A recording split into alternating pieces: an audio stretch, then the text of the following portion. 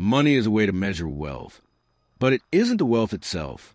When you see yourself only through your money, you're confusing your worth with bookkeeping. And that word, bookkeeping, fits so well, because that's what so many of us have become, tiny, anxious bookkeepers, forever scribbling in ledgers, counting profits and losses with the seriousness of monks copying holy texts. But what have we forgotten in all that counting? We've forgotten what real wealth feels like. It's as if a master chef became so obsessed with his cookbook that he never actually cooked. He spends his days touching the pages, memorizing recipes, and arguing about the perfect balance of flavors with other cookbook lovers. Meanwhile, his kitchen grows cold, his ingredients rot, and his guests stay hungry. But oh, what a lovely cookbook he has, filled with perfect instructions, beautiful photos, and exact measurements. That's what we've done with money. We've fallen in love with a recipe and forgotten the feast. So what is real wealth? Close your eyes for a moment. Feel your body resting on the chair. Notice the air quietly moving in and out of your lungs. That is wealth. The simple miracle of breathing freely without cost, without effort, without asking permission from the air around you. Real wealth is the warmth of morning coffee in your stomach, not the money you gave for it. It's the roof above your head that keeps out the rain, not the mortgage statements. It's the arms of someone who truly sees you, not the fancy gift you buy to say what words cannot. Money is only a language, a clever system that helps us trade real things. It's an amazing invention when you think about it, a symbol that allows the baker to exchange bread for the cobbler's shoes without needing to stuff loaves in his pockets. But somewhere along the way, we forgot what it was for. We began collecting the words instead of living the conversation. You know what's truly magical? Watching a child play with a simple cardboard box. Give a child the most expensive toy in the world, and they'll play with it for 10 minutes. Give that same child a cardboard box, and suddenly it becomes a spaceship, a castle, a robot suit, or a secret cave. The child knows something that we adults have forgotten, that the joy isn't in the object itself, but in the play. We become so grown up and serious, so sophisticated. We've learned to measure everything. We know the square footage of our homes, the horsepower of our cars, the thread count of our sheets. But when was the last time we measured the quality of our sleep? When did we count how many real laughs we had in a day? Here's the strange part. We live in a time of more real physical wealth than any civilization in history. We have machines that wash our clothes, devices that let us talk to people across the planet, and vehicles that would have seemed like magic to our great-grandparents. And yet, we feel poor. We feel anxious. We feel like something's always missing. What are we really running out of? Time? Money? Safety? Or have we just forgotten how to see the abundance already around us? It's like the old saying, the map is not the territory. But we become people who spend so much time studying maps that we've forgotten how to actually walk the land. We know exactly how far the nearest coffee shop is, but we've forgotten what it feels like to wander without a plan. Here's the great irony. The more we try to measure, plan, and control life, the more it slips away from us, like water through our fingers. Life isn't a problem to be solved. It's something to be lived. And yet, this doesn't mean we should throw away our wallets and go live in caves. That would just be another kind of confusion, another way of letting money control our thoughts. The invitation is gentler than that. It's to see money for what it truly is, a tool, a helpful, clever, practical tool, but still just a tool. When you hold a hammer, you don't think you are the hammer. When you use a phone, you don't believe you're the phone. In the same way, money is something you use, not something you are. But somehow, when it comes to money, we've made a huge mistake. We've started believing that our bank balance is who we are. But what if we could relate to money the same way a musician relates to an instrument? A piano isn't the music. It's the tool that helps create the music. The musician doesn't worship the piano or think, I am the piano. They simply play it. So ask yourself, what kind of music are you trying to create with your life? And is your relationship with money helping you play that music? Or is it drowning out the melody? Because here's the thing. This confusion about money is just one small part of a much bigger spell we've fallen under. We live in a culture that constantly mixes up symbols and reality. We mistake the sign for the thing it points to, the map for the actual world. And once you start seeing this pattern everywhere, life begins to look very different. We live in a world completely hypnotized by the illusion of time, convinced that the meaning of our lives is waiting for us somewhere in the future. Hypnotize is a perfect word, because that's exactly what happened. We've been slowly put under a spell, so slowly and completely that we don't even notice we're walking around half asleep. How did the spell begin? Well, let me tell you a story. Once upon a time, and I do mean once upon a time, because this truly happened, humans made an amazing discovery. They found out that instead of trading 6 chickens for a goat, and then the goat for some grain, and then the grain for a pot, they could use symbols, little tokens, to stand for value. It was brilliant. These small metal coins, and later pieces of paper with pictures on them, became like a magic language that made trading simple. The farmer could trade with the blacksmith with the weaver, and the weaver with the baker, and no one had to carry animals or heavy goods around. But that's where the story starts to get really interesting. Humans, being what they are, soon became fascinated by the tokens themselves. What started as a clever tool for trade turned into a game, and a very exciting one. There were rules, strategies, ways to win and ways to lose. You could keep score with perfect accuracy. And unlike other games, this one never ended. You could always get more. More! What a tempting word. More money, more safety, more status, more power, more freedom. It pulls at us like a magnet. But here's the trick, and it really is a trick, though no one planned it. The game is designed so that you can never actually win. The goalposts keep moving. Picture this. A man wakes up one morning and says, "I'll be happy when I get that promotion." He works hard, gets a promotion, and for a moment, he feels good. But the next day, he wakes up thinking, "Okay, now I'll be really secure when I earn 6 figures." He reaches that goal, and then it becomes, "I'll be set when I have $1 million in the bank." On and on it goes. He's like a man chasing his own shadow. The faster he runs, the faster it slips away. The shadow is always the same distance ahead, always just out of reach. The Zen masters have a name for this endless hunger. They call it the hungry ghost, a being with a huge stomach and a mouth too small to ever fill it, always craving, never satisfied. Now, to be clear, this isn't about blaming that man, or you, or me. It's completely natural to get caught up in the game. We're social creatures, and we build a social world around symbols and trade. The problem isn't the system. The problem is that we've forgotten it as a system. It's like watching a movie and getting so lost in the story that you forget you're sitting in the theater, watching light on a screen. The movie might be exciting, beautiful, or sad, but if you forget it's a movie, you lose your perspective. That's what's happened to us. We've forgotten that money is the movie. We sit in the theater of economic life, staring at the screen as numbers rise and fall. Characters win and lose, and the plot twists keep us hooked. We think it's all real, but the question is, what happens when the movie ends? When you step outside and feel real sunlight on your skin, breathe real air, and sense the solid ground beneath your feet, the spell starts to break. That's the fascinating thing about this hypnosis. It only works because we all agree to stay asleep. Money exists because we believe it does. If tomorrow everyone woke up and said, "Wait a minute, these pieces of paper aren't actually valuable," the entire system would vanish like smoke. It's the ultimate shared dream.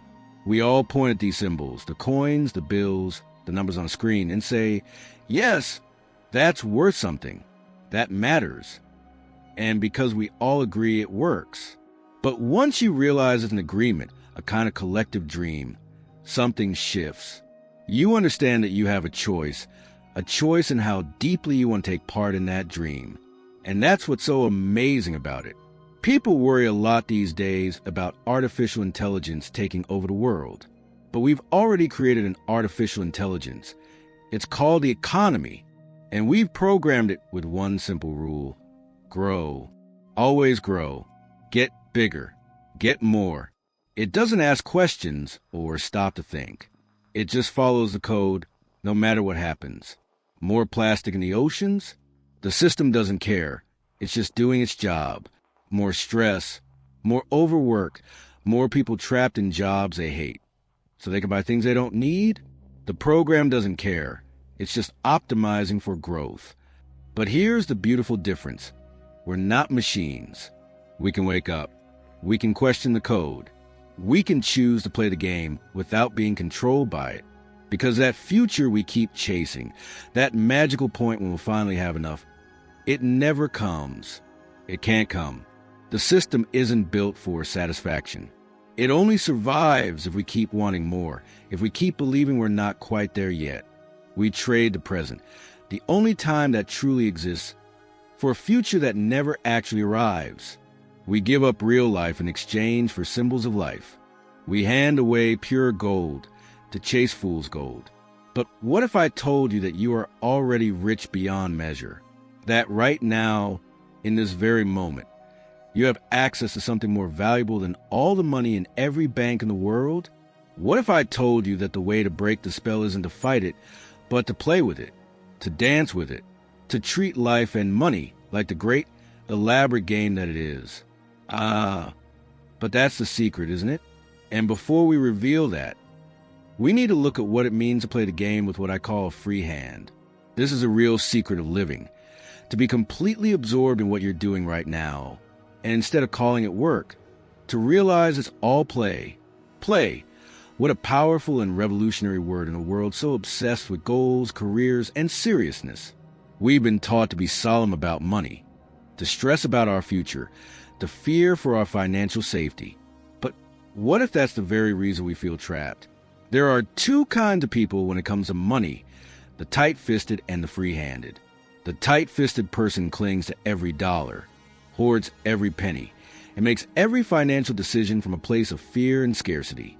The free-handed person, however, understands something the tight-fisted one has forgotten. Money is like water. Try to hold water tightly in your fist, and what happens? It slips away between your fingers.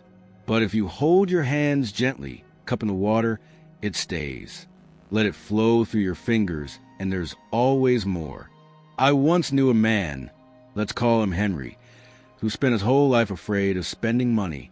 He had a steady job, lived in a small apartment, and wore the same clothes until they were nearly falling apart. Not because he was poor, but because he was terrified of not having enough. Henry's savings account grew every year. He checked it daily, constantly recalculating how long it would last if he lost his job. He made detailed spreadsheets, budgets, and 5-year plans. He knew down to the penny how much he spent on food, electricity, and every tiny expense. But do you know what Henry forgot? He forgot how to live. His money was like blood that had stopped circulating. It was safe, yes, but it nourished nothing. It didn't bring joy, beauty, love, or adventure. It just sat there lifeless, growing cold and stagnant. Now, don't get me wrong. I'm not saying we should all become careless spenders. That kind of reckless spending is just the other side of the same fearful coin. The spender who can't stop buying is as obsessed with money as a miser who never spends. It's just that their obsession takes a different shape. The free-handed person understands something deeper. Money is meant to move. It's not a lake to hoard, but a river meant to flow. And when a river stops flowing, it turns into a swamp. Here's something truly interesting. The people I've met who have the healthiest relationship with money aren't always the richest. They're the ones who understand what money is for. Money exists to support life.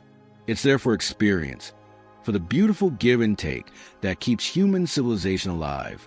It's a tool for creating beauty, solving problems, showing care, and opening doors to adventure.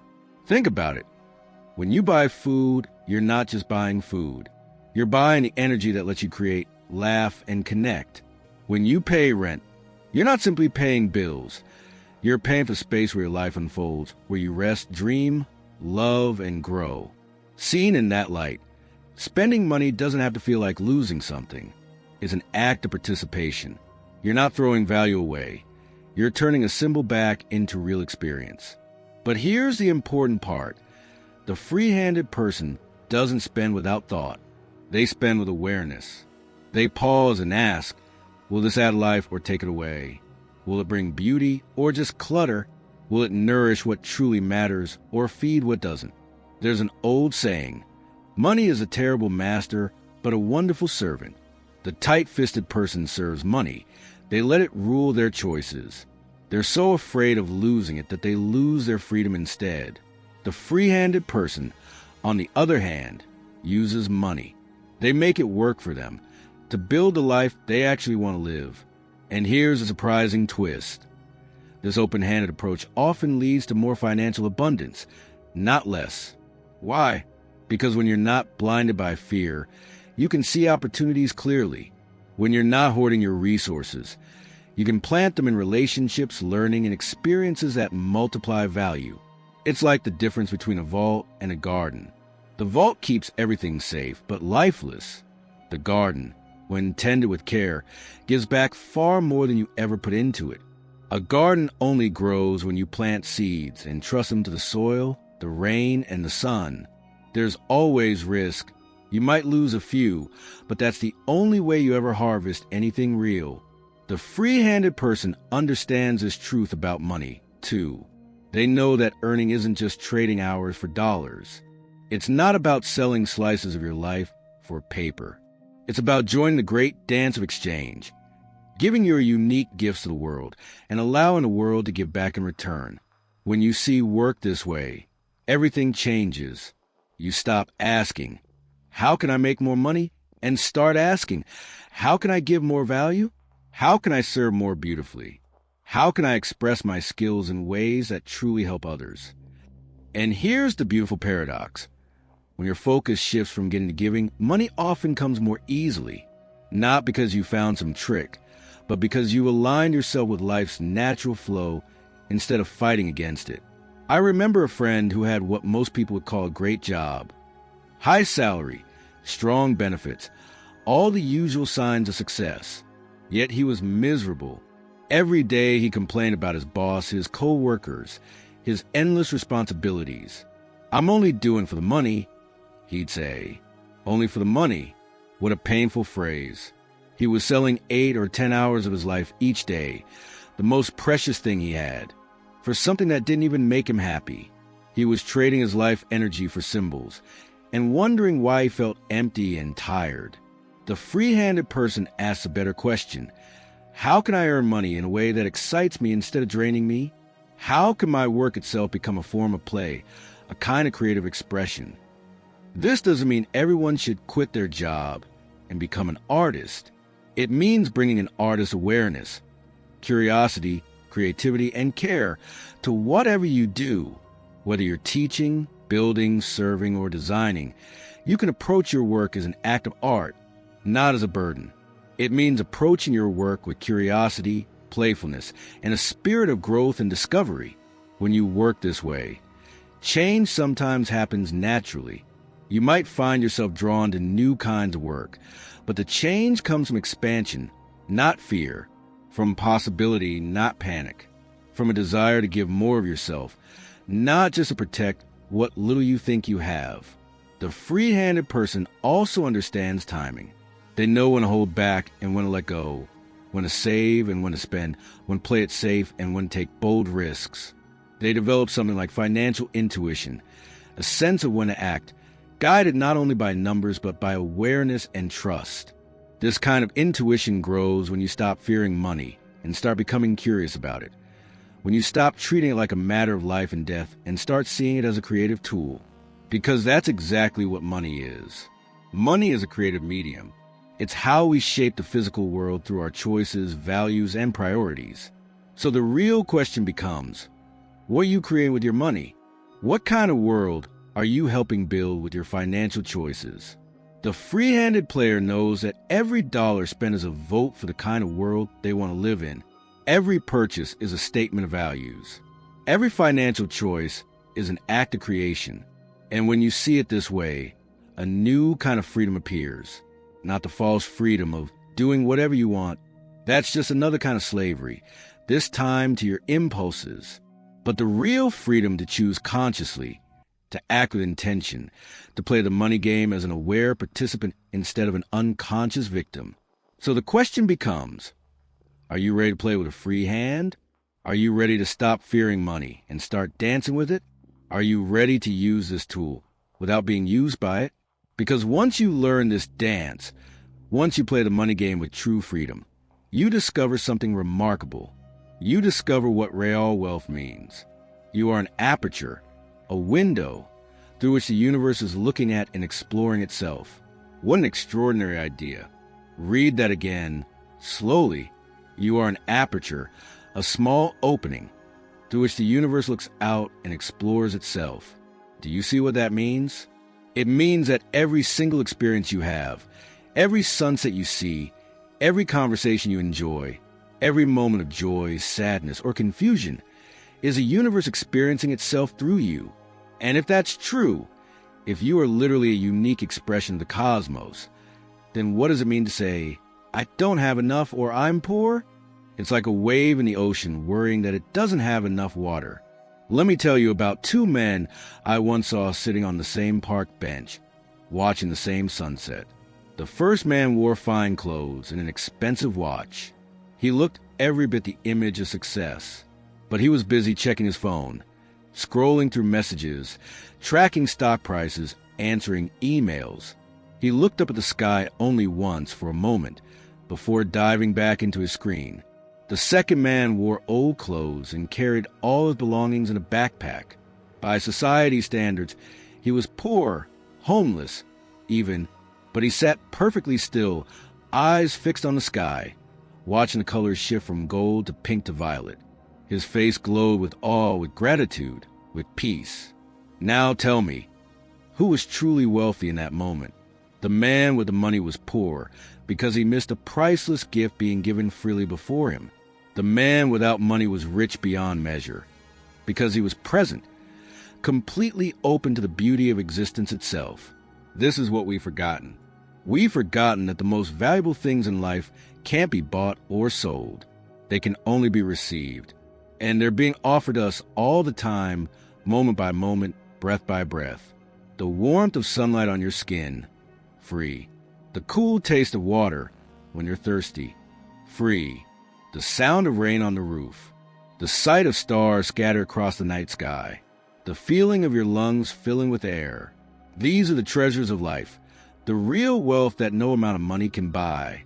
We live surrounded by abundance so immense, so basic, and so extraordinary that if we could truly see it, we would be flooded with gratitude. But we've trained ourselves to ignore this freely given wealth and instead focus on the small part of life that has to be bought. Let's look back at the journey we've taken together. We began by noticing how we confuse the measure with the treasure, how we mistake the menu for the meal. We saw how that confusion hypnotizes us into endlessly chasing a future that never comes. Then, we explored what it means to play the money game with a free hand, to use money as a tool without being trapped by it. And now, we've reached the heart of it all, the discovery that you are already wealthy beyond imagination, not because of what you own, but because of what you are. There are really only two kinds of wealth. The first is symbolic wealth, money, possessions, titles, social approval.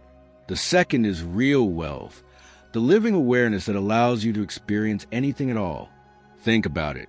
You could have all the money in the world, but if you were unconscious, say, lie in a coma, what would that wealth mean? Nothing, because without consciousness, there's no one home to experience joy, beauty, or even the idea of ownership. But awareness, the fact that you are alive, that you can think, feel, and sense the world, that is the true treasure. That is the real currency of a universe. And here's the most beautiful part. This wealth can never be taken from you. It doesn't rise or fall with the market. It can't be taxed, stolen, or destroyed by economic collapse. It's beyond gain or loss, because it's who you already are. This wealth is yours by birthright, yours simply because you're alive. And when you truly understand this, not just as an idea in your head, but as something you can feel in your bones and blood, your whole relationship with money begins to change. You stop being desperate for it because you no longer depend on it to feel safe, worthy, or happy. Money becomes what it was always meant to be, a tool for living in the physical world. Nothing more, nothing less. You can appreciate it when it's there, use it wisely when you need it, and stay calm when you don't have as much as you'd like. This doesn't mean you stop caring about money. Not at all. In fact, when you stop fearing a lack of money, you often handle it far better. Fear makes us foolish. Fear makes us clutch, hoard, and act from panic instead of wisdom. But when you know, deeply know, that your true wealth can never be lost, you become free. Free to be creative, generous, and flexible with money. You can take smart risks, support meaningful projects, and give openly when it feels right. You become like a master chef who no longer worries about running out of ingredients. Once the fear is gone, creativity can flow. The chef isn't counting supplies anymore. He's focused on creating something beautiful. Now, let's be practical.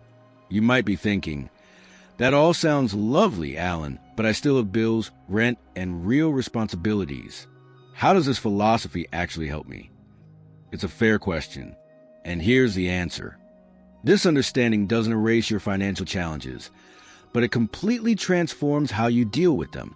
When you approach money from fear, you shrink, your thinking tightens. You make choices from panic. But when you approach money from a sense of abundance and stability, knowing your worth isn't tied to your bank account, you begin to think more clearly. You make decisions from strength, not stress. You can plan, budget, and negotiate with calm focus. When you stop believing your security depends on chasing numbers, you find that your true security, your awareness, creativity, and presence was always within you. So let's be very clear and concrete about what this means in real life. If you're struggling with debt, this new way of seeing things means you stop identifying as someone in debt. You're not a debtor. You are a conscious, intelligent being who simply has some financial matters to take care of. It's a situation, not a personal failure. A practical problem, not an identity crisis. If you're anxious about retirement, it means you plan wisely for your future without sacrificing your present. You prepare, but you don't become trapped by preparation. You save, but you also live. And if you're trying to build wealth, this perspective changes everything. You stop chasing symbols of success and focus on creating real value. You ask, how can I use my unique gifts to serve life in a way that also supports me materially? The practical and the philosophical are not opposites. They inform each other. Clear understanding leads to right action. Clear seeing leads to skillful doing. And here's perhaps the most powerful truth of all. When you wake up from the dream of money, you don't lose your ability to play the game. You actually become better at it. You begin to play joyfully, creatively, and effectively. You're no longer playing to avoid losing. You're playing to express, to create, to give. You're no longer driven by fear of not having enough. You're inspired by the chance to use money as a tool to take part in life's great, ongoing dance. So here's my invitation to you, and it really is just that, an invitation, not a demand. The next time you handle money, whether it's a coin, a bill, a credit card, or just numbers on a screen, pause for one moment. See it clearly for what it is, a symbol, an agreement, a shared dream we all choose to believe in. Appreciate its cleverness, the way it allows us to cooperate, to exchange, to build together. But don't confuse it with reality itself. Then look up, look around you. Notice what money was always meant to represent. The real wealth that's all around you right now. The gift of consciousness. The miracle of being alive in a universe so vast and mysterious it defies comprehension. Feel your heartbeat. Notice your breath. Look closely at your own hand. The perfect structure, the delicate motion. Realize this. You are matter that has somehow organized itself to become aware of itself. You are stardust that has learned to think, to love, to create, and to wonder. That is your true capital. That is the real currency of the universe. And it has been deposited into your account. Not by any bank, but by the cosmos itself. The meaning of life is simply to be alive. It's so plain, so obvious, so simple. Yet nearly everyone runs around in a panic, as if there's something else we must achieve before we can truly live. The numbers on your bank statement, they're the dream. This moment, this breath, this awareness that you exist at all, this is reality. Wake up. The wealth you've been searching for has been here all along. You are it.